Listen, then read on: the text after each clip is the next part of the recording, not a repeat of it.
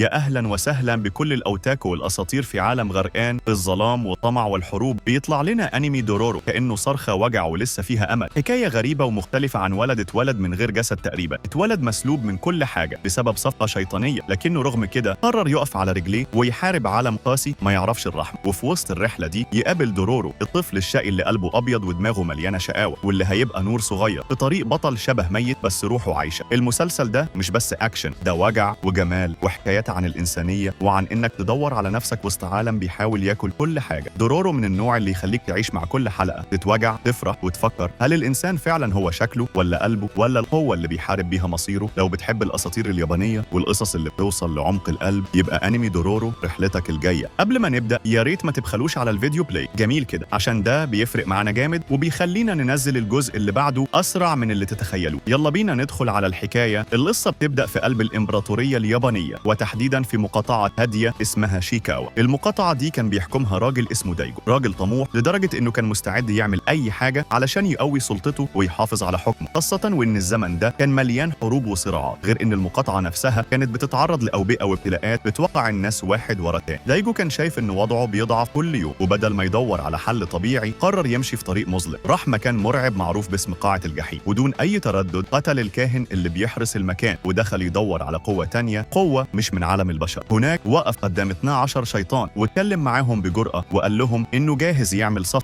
هو يساعدوه يبقى أقوى ويثبت حكمه ويحقق كل أحلامه حتى لو كانت مستحيلة، وفي المقابل ياخدوا منهم أي حاجة تخصه، أي حاجة حرفيا. الشياطين وافقوا وتمت الصفقة، وفجأة نور غريب شبه صاعقة ضرب المكان. وفي نفس اللحظة دي في القصر كانت مراته دهييجو بتولد، ومع أول صرخة للولادة نفس الصاعقة الغريبة ضربت المكان تاني كأنها علامة سودة بتعلن إن الصفقة بدأت تتحقق. ولما الطفل جه الدنيا كانت الصدمة، الولد ما كانش زيه زي أي طفل، من غير أطراف، من غير جلد، من غير حتى ملامح، كأنه قالب فاضي، مخلوق ناقص الحياة. دايجو وقتها افتكر الصفقة اللي عملها وفهم في ثانية إن الشياطين فعلا أخدوا أي حاجة تخصه وخدوا ابنه، أو بالأصح خدوا جسمه وروحه وتركوا له مجرد بقايا. وبدون أي رحمة ولا حتى لحظة تردد بص للخدمة وقال لها خدي الولد ده وارميه في النهر. ومن هنا بتبدأ واحدة من أكتر القصص قسوة وغموض في عالم الأنمي. وفعلا الخدمة خدت الطفل المسكين وحطته في مركب خشب صغير ورمته في النهر عشان يجرفه بعيد عن القصر. كانت ماشية وهي قلبها متقطع، بس ما كانش قدامها خيار تاني. أوامر الحاكم ما تتعصى، لكن المشكلة إن الزمن ده ما كانش زمن أمان، كان عصر مليان وحوش وشياطين بتلف في البراري وتهاجم كل اللي يتحرك. وفجأة وهي ماشية بالمركب وسط المية ظهر وحش ضخم قدامها وانقض عليها من غير رحمة وقتلها في لحظة. بس قبل ما الوحش يقرب من المركب ظهر راجل عجوز اسمه بومارو. الراجل ده كان كفيف، بس رغم كده كان مقاتل ماهر وقدر يقتل الوحش بضربة سريعة. وبسبب حاسة سمعه القوية كان سامع صوت المركب وهي بتجري مع المية، حس إن جواها حد لكنه ما قدرش يوصل لها في الوقت المناسب. المركب فضلت ماشية لوحدها في اللين ريفر يوم ورا يوم، لحد ما في يوم هادي المركب خبطت في شط، وكأن القدر قرر ينقذ الطفل. ولما حد لقى المركب كان الطفل لسه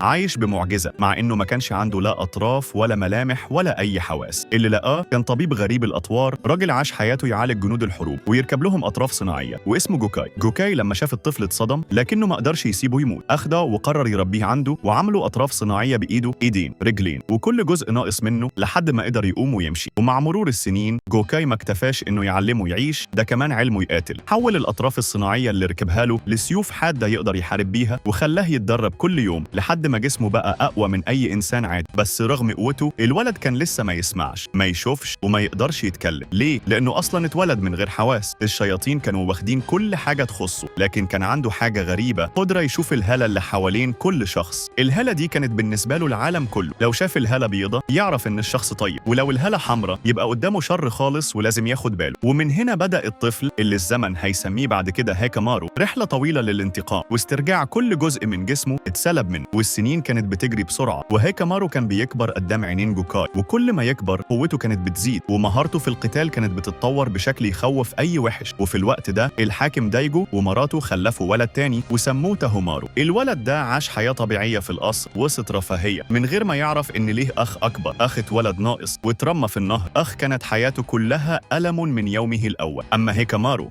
ما كانش يعرف أي حاجة عن أهله الحقيقيين، ولا يعرف إن أبوه هو اللي باعه للشياطين، ولا إن أمه لسه عايشة وأخوه كبر وبقى أمير. هو كان فاكر نفسه مجرد طفل اتلقط من النهر، وبدأ حياة جديدة مع جوكاي من غير ماضي ولا ذكريات. ومع مرور السنين هيكامارو جسمه بقى متعود على أطرافه الصناعية، لسه ما بيسمعش، ما بيتكلمش، وما يعرفش يشوف، بس كان أقوى من أي إنسان طبيعي. كان بيعتمد على إحساسه الداخلي وعلى رؤيته لهالات الناس والمخلوقات اللي حواليه، وده اللي خلاه يقدر يهزم وحوش وشياطين كتير. معارك كان مستحيل أي حد غيره يخرج منها عايش. وفي يوم من الأيام دخل في قتال مرعب مع واحد من الشياطين الأقوياء، وبعد صراع طويل وقدرات غير بشرية قدر هيكامارو يقضي عليه تماما. ولما قتل الشيطان حصلت معجزة، واحدة من الحواس اللي كانت مسلوبة منه رجعت له، كأن كل شيطان بيموتوا بيرجع له جزء من جسمه اللي اتاخد وقت ولادته. ولما وصل هيكامارو لسن 16 سنة جوكاي حس إن دوره كأب بديل خلاص. الولد بقى راجل وأقوى من إنه يعيش جوه جدران بيت واحد. وقف قدامه ولمس كتفه وكأنه بيودعه وقال له بطريقته اللي يفهمها: امشي، سافر، قاتل الشياطين اللي خدوا جسمك وخد كل جزء من حقك، رجع حواسك، رجع أطرافك،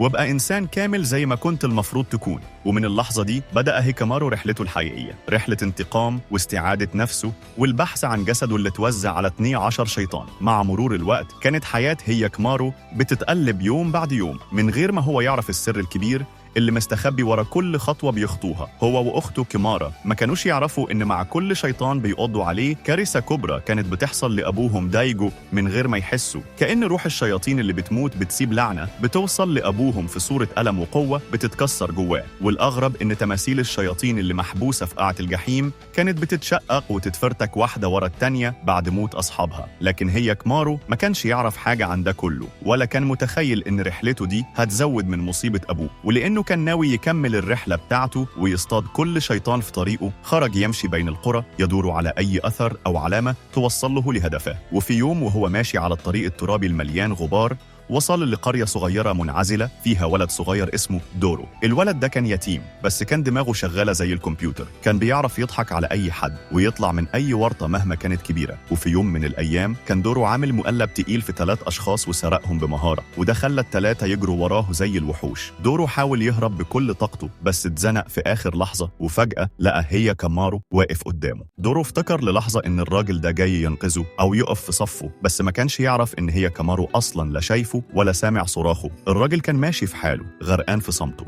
ال3 اللي بيطاردوا دورو كانوا خلاص هيمسكوه ومبينش ان في حد هيقف في وشهم، لكن فجأة الدنيا اتقلبت. شيطان ضخم طلع قدامهم كأنه زهرة من الهواء وبدأ يهدر بصوت يخوف أي بني آدم. الشيطان كان ناوي على قتلهم كلهم. هيكامارو رغم انه مش بيسمع ولا بيشوف بعينه زي باقي الناس، حس بوجود الشيطان الإحساس اللي بيشبه الشر المحض. وفي لحظة اتقلب وجهه ووقف قدامه، وعرف على طول انه قدامه واحد من الشياطين اللي بيدور عليهم. ودون تفكير دخل معاه في قتال عنيف، ضربات بتتبادل، تراب بيطير والأرض بتتهز من قوتهم. وفي النهاية قدر هيكامارو يسيطر على الشيطان ويقضي عليه بضربة قاتلة أنهت وجوده. بعد المعركة العنيفة اللي خاضها هيكامارو ضد الشيطان حصلت حاجة ما حدش كان متوقعها. القناع اللي كان لابسه، القناع اللي بقى جزء من حياته، وقع من على وشه فجأة، ولأول مرة بان وشه الحقيقي جلد طبيعي، ملامح بشرية، وكأنه اتولد من جديد. اللحظة دي خلت دورو يقرب منه بانبهار، وحتى إنه ساعده يجمع الأطراف الصناعية بتاعته اللي اتقطعت في القتال. جمعها قطعة وراء التانية وركبها له كأنه بيصلح جسد صاحبه بعناية. وبعد اللي حصل قرر دورو يمشي معاه من غير تردد، بقى يحكي له، يتكلم معاه، رغم ان هيكامارو ما كانش بيسمع ولا بيشوف زي البشر. كل اللي كان معتمد عليه هو انه يشوف الوان الارواح، يشوف الخير والشر كل واحد بلون مختلف. وكان شايف في دورو نور ابيض، طيبه صافيه، فارتاح له ووافق انه يكمل الطريق معاه. لكن بعيد عنهم في نفس الليله حصلت مصيبه عند دايجو. كانت لعنه الشياطين لسه بتطاردهم، وبعد ما هيكامارو قتل الشيطان الاخير، العشيره القريبه منهم قررت تخونه وتعلن الحرب عليه. العشيره دي كانت اسمها عشيره الامير، وكانوا شايفين ان قوة دايجو بقت خطر عليهم. من ناحيته دورو قرر يستخدم وجود هيكامارو لصالحهم. لما راحوا قرية غنية ومليانة ناس وقف وقال لهم بثقة: الشخص اللي معايا ده بيقدر يقتل اي وحش او شيطان، خلونا نقعد معاكم وكلنا وحمونا واحنا هنحمي القرية كلها. وبالفعل قعدوا في القرية شوية، لكن بعدها شدوا الرحال لقرية تانية اسمها بانداي. اول ما دخلوا هناك هيكامارو حس بروح شريرة فهب يهجموا فورا، بس اهل القرية افتكروه جاي يعتدي عليهم فمسكوه هو ودورو وحبسوهم في مستودع. وهناك في المستودع ظهر شخصين، بومارو وفيمارو. أول ما فيمارو شاف هيكامارو اتسعت عينه وقال بدهشة: ده نفس الولد اللي وقع في النهر زمان. هيكامارو رغم إنه ما بيشوفش زي البشر قال لهم: أنا بشوفش بعيني، أنا بشوف لون الروح، والشخص اللي معايا بيشوف زيي. وفي اللحظة دي بالذات حس هيكامارو بروح شريرة قربت منهم جدا، شر وجوده يقطع النفس. من غير ما يفكر خرج من المستودع عن طريق أنبوبة قديمة وجرى في اتجاه قلب قرية بانداي ناحية الشيء اللي كان مستنيه. وأخيرا اكتشف هيكامارو الحقيقة المخبية ورا ورا كل اللي بيحصل. بانداي نفسها كانت الشيطان، شيطان متنكر في شكل إنسان، لابس قناع الطيبة وعايش وسط القرية من سنين بدون ما حد يشك فيه. أول ما حس بوجود هي كامارو هجم عليه فجأة وسبب له جروح خطيرة، جروح بتلسع زي النار في جسمه الصناعي. هي كامارو ما وقفش، دخل في قتال مرعب معه، صوت ضرباتهم كان بيهز المكان، الشرر بيطير والتراب بيعلف في الجو. وسط القتال بانداي كشفت عن حقيقتها قدام دورو واللي حواليه وقالت له ببرود يخوف: أنا كنت عارف إنك هتكتشفني، بس فكر إزاي عشت هنا. أنا عملت صفقة مع واحد منكم، صفقة قذرة. وقتها دورو اتجمد مكان واعترف بصوت مكسور: أنا كنت عارف إنها شيطان،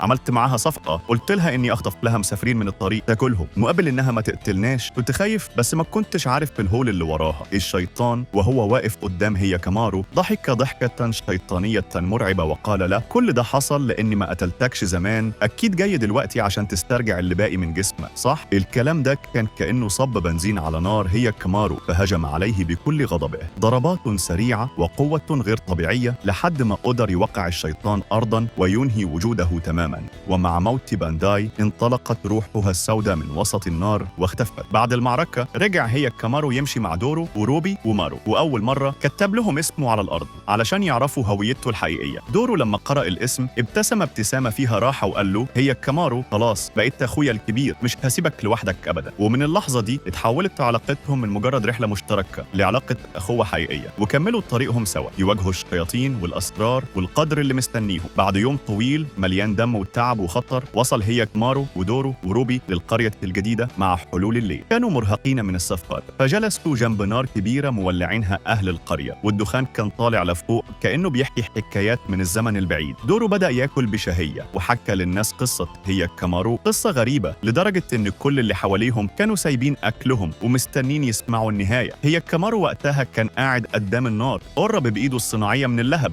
وفجأة حس إن النار بتلسع جلده، مش الصناعي لكن الجلد البشري الجديد اللي بدأ يرجع له. كانت دي أول مرة في حياته يعرف يعني إيه ألم، لأول مرة يحس إحساس حقيقي مش مصنوع. رفع إيده بص عليها باستغراب كأنه الطفل بيتعرف على جسمه لأول مرة. تاني يوم الصبح صحى دورو ولقى إن بومارو سابهم ومشي. الدنيا كانت هادية والقرية شكلها مطمن. دورو اتعرف على بنت من السكان هناك اسمها أوسوشي، بنت طيبة وملامحها فيها قلق. كانت بتحكي له إن أخوها التنسوكي اختفى من 5 سنين بعد ما راح الحرب، ومحدش يعرف هو عايش ولا ميت. في الوقت ده كان هي كامارو واقف بره تحت المطر، مطر تقيل بينزل كأنه بيوصل رسالة من السماء. فجأة ظهر تنسوكي، رجع من غير ما حد يتوقع، لكن رجع متغير، مش الإنسان اللي كانوا فاكرينه. ملامحه كانت جامدة وعينيه مطفية، وبدون سابق إنذار بدأ يقتل أهل القرية واحد ورا التاني. هي كامارو حس بالروح اللي جوه التنسوكي كانت بيضة، روح طيبة، لكن السيف اللي ماسكه كان لونه أحمر غامق، أحمر دم، كأنه كائن حي. دورو صرخ: السيف اللي معاه ده سيف الشيطان يوسف، السيف ده يقدر يتحكم في اللي يشيله، يجننه ويخليه آلة قتل. دخل هي كامارو في قتال ضاري مع تنسوكي، السيوف بتتصادم، المطر بينزل فوقهم والدم بيختلط بالوحل. تنسوكي بضربة قوية جدا شق وش هي كامارو وقطع ذراعه الصناعية الشمال وطيرها بعيد، لكن هي كامارو ما استسلمش. في لحظة شجاعة هاجم عليه تاني بكل قوته. وسط القتال هي كامارو مد ايده للساق الصناعية اللي فيها مكان السلاح وطلع منها سلاحه المخفي، لكن أول ما لمس سيف الشيطان السيف نفسه بدأ يتحكم فيه. عينه اتغيرت، جسمه اتوتر، وكأن الشيطان دخل جواه من خلال السيف. دورو جري عليه بسرعة وصرخ: سيبه، سيب السيف يا هي كامارو، ده هيسيطر عليه. قدر دورو يشيل الذراع الصناعية بعيد وساعد أوسوشي اللي جريت بدورها علشان تشيل أخوها المصاب وتاخده البيت، يمكن تقدر تعالجه أو تفوقه من الجنون اللي هو فيه. وفي الليل كان تنسوكي مرمي على السرير وهو بيهتز من الألم وبدأ يتذكر. افتكر أول مرة مسك فيها سيف الشيطان، افتكر إزاي فقد السيطرة وقتل كل أصحابه وقتل قائد وحدته في الحرب، كل ده من غير ما يكون قادر يوقف نفسه. السيف كان بيشرب حياته، بياكل عقله حتة بعد حتة. في دماغه كان بيقول لنفسه: لازم أراجع السيف تاني، لازم أفهم قوته أكتر وأسيطر عليه، ما ينفعش أسيبه كده يسيطر عليا. بعدين نزل يدور على دوره لكنه لسه مش قادر يسيطر على السيف ولسه مش فاهم قوته الكاملة. وفجأة شاف لون السيف الأحمر الغامق ده، وساعتها هجم على دوره بحماس جامد. هي كامارو اللي واقفة جنبه قدرت تبعد السيف عن دوره قبل ما يحصل له أي حاجة. وبعد المعركة دي هي كامارو حطت سلاحها على جنب، لكنها فجأة شافت تنسوكي جاي ناحية هي كامارو وهو ماسك السيف الشرير وبدأ يهجم عليه بكل قوة وعنف. القتال بين الاتنين كان عنيف ومكتم، ولحد ما هي كامارو قدر يتغلب عليه. قتل تنسوكي وكسر سيف الشيطان اللي كان سبب في كل الجنون ده. وفي اللحظة دي وقع ساكو الصناعي اللي كانت معاه وطلعت بداله ودنها الحقيقية لأول مرة في حياته. أول حاجة عملها نادى على أخوه تانسوكي رغم إنه خلاص مات وكان عايز يبكي على اللي حصل. بعد ما كسر سيف الشيطان الدنيا كانت هادية، حتى السماء ما كانش فيها مطر والشمس كانت بتسطع بنورها. كملوا رحلتهم سوا، بس هيكامارو ما كانش قادر يتحمل الأصوات اللي حواليه. بعد ما بدأ يسمع ودنه بقت بتتألم وفقد قدرته على السمع تماما، فاضطر إنه يسد ودنه تاني. السبب إن هيكامارو كان متأثر جدا بالصوت اللي حواليه، ولما هجم عليه وحش طائر ما قدرش يهزمه بسبب التأثير القوي للصوت. ساعتها ظهر ماله ووقف معاه وهزم الوحش معاه. بعدها فضل هيكامارو ماسك ودنه متألم من الصوت اللي جواه. في اليوم اللي بعده سمع صوت بنت اسمها ميو وهي بتغني. الصوت بتاعها عجب هيكامارو جدا وفرح بيه رغم التعب اللي كان فيه، لكنه وقع على فخدته وحصل أزاله وراح معاه هوبي وعمارو للمعبد اللي ميو كانت عايشة فيه. المعبد ده كان مأوى للأطفال اليتامى اللي الحرب أخدت أهلهم، وكلهم عايشين مع بعض تحت سقف واحد. المشكلة الكبيرة إن في حرب جديدة كانت بتتجهز بين الأمير سكاي والإمبراطور دايتو. هيكامارو قال لهم إنه هيخرج يتجول ويدور على مكان آمن يقدروا يقعدوا فيه بعيد عن دمار الحرب. فعلا مشي مع هيكامارو وكان كل شوية يطلب من ميو تغني له لأنه كان معجب بصوتها وكان ده أول صوت حقيقي يسمعه ويحبه. رجع بعد شوية مع مارا وقال لهم إنه لقى مكان آمن، بس المشكلة إن في شيطان قوي مسيطر على المكان. هيكامارو قرر يروح يقتل الشيطان وماله كان معاه في المعركة. لما وصلوا عند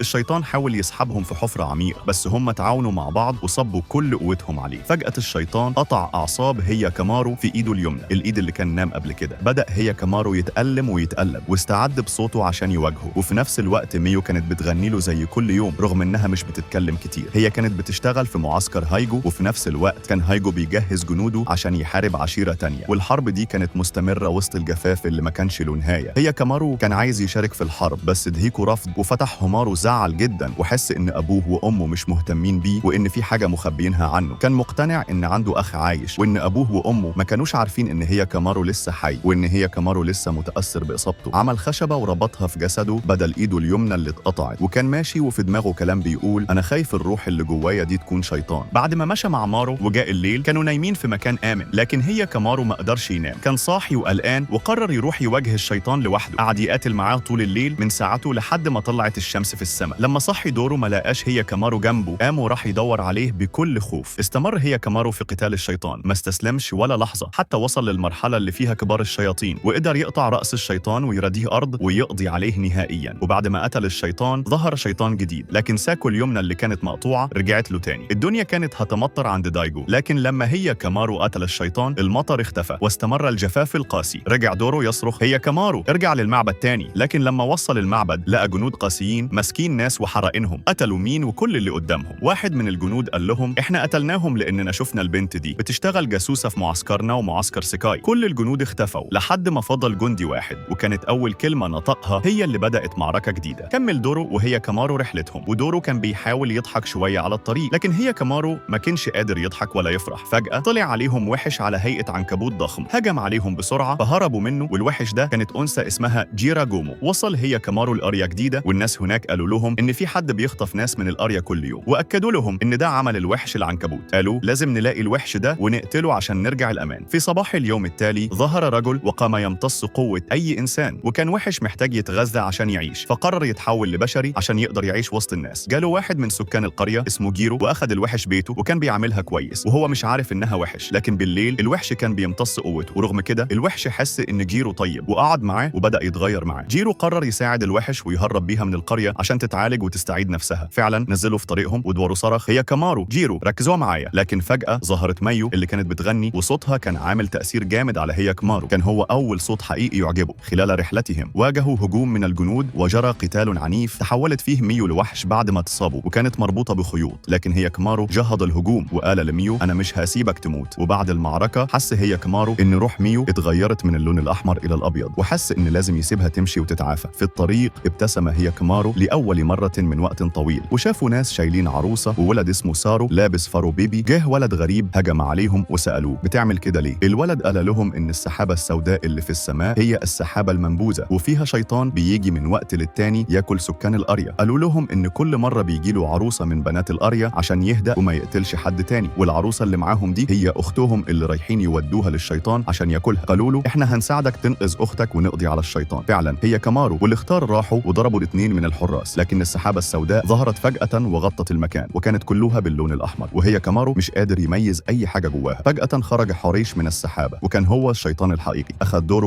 رهينة، لكن في اللحظة دي طلعت الشمس من بين السحابة فاضطر حوريش ينسحب. دورو كان فاهم إن الشمس هي نقطة ضعف السحابة وقال لهم لازم نستغل ده. في اليوم التالي ظهر الصحابة من السحابة وخرج منها حريش. دورو جري واختبأ وصاروا ضرب حريش بسهم النار لكن ما أثرش فيه. دورو قفز على حريش عشان يكلم هيكمارو وخلاه يتبع صوته ويهاجمه، وفعلا هيكمارو ضربه في عينه وخرجوا مع بعض لضوء الشمس وقضوا عليه. لكن حريش عمل حريش جديد وبلع هيكمارو، لكن هيكمارو قطع الشيطان من جوه ودمره والسحابة اختفت. وأخيرا لقى هيكمارو أخته وقع من التعب وأخذها في حضنه وشكر دورو وهيكمارو على مساعدتهم. وفي اللحظة دي بعد ما قتل حريش وقع أنفه الصناعي وطلع مكانه أنف طبيعي جديد كأنه بيدل على بداية جديدة لحياته الحقيقية. بتمنى تدعموني بالاشتراك ولايك عشان ننزلكم الجزء الثاني من الملخص في أسرع وقت ممكن. ما تنسوش تشتركوا في القناة وتفعلوا الجرس عشان تكونوا أول من يعرف كل جديد من عالم الأنمي الممتع.